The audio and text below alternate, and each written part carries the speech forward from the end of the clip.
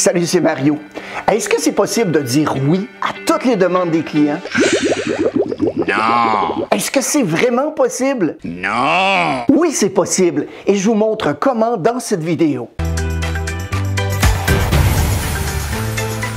Comment dire oui aux clients à chaque fois?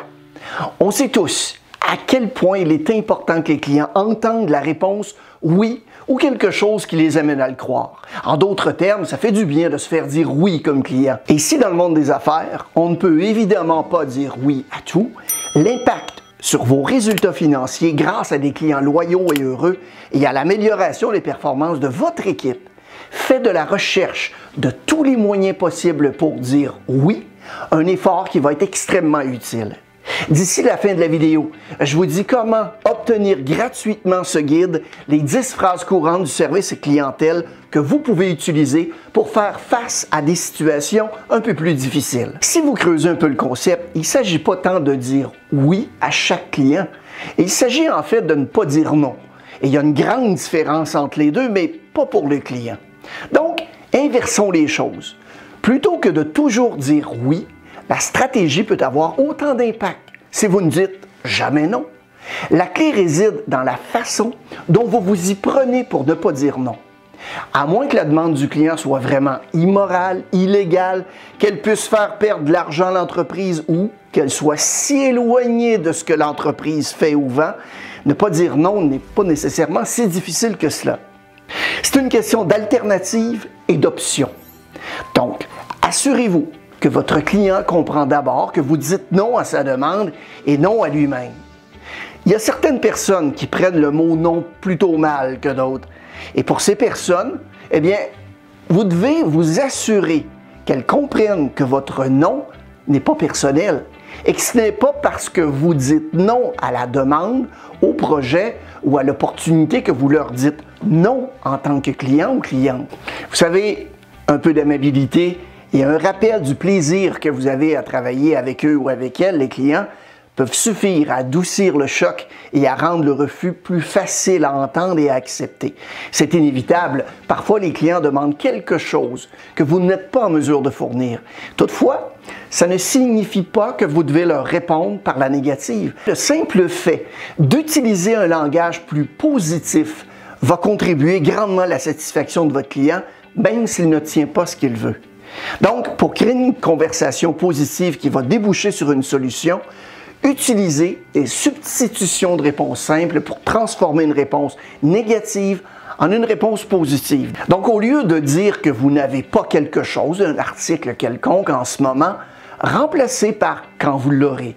Au lieu de dire que vous allez les transférer à quelqu'un d'autre, remplacez par « vous allez les aider ».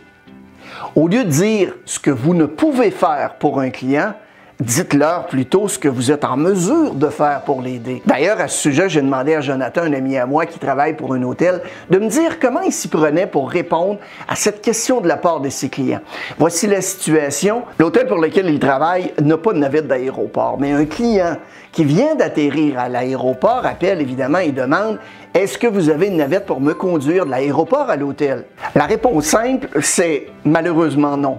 Sauf que la meilleure réponse est de dire « Il y a 3 options pour vous rendre à l'hôtel. Vous pouvez soit prendre un taxi, prendre un Uber, ou nous sommes heureux d'appeler un service privé et d'organiser votre transport. » Une fois, j'ai acheté une paire de chaussures d'entraînement dans un magasin de sport.